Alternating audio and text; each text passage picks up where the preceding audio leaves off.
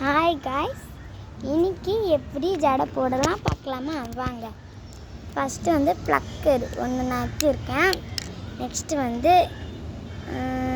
ஒரு கிளிப்பு, அப்புறமா இன்னொரு கிளிப்பு கூட நான் வச்சுருந்தேன். அது எங்கன்னு தெரில.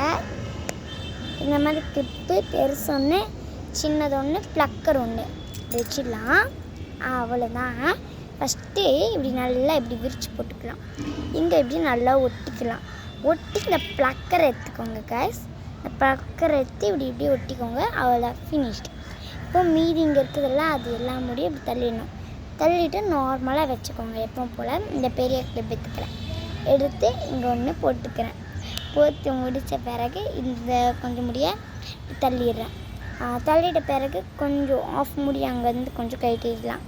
கட்டின உடனே இங்கே நடுவில் கொஞ்சம் முடி வருது.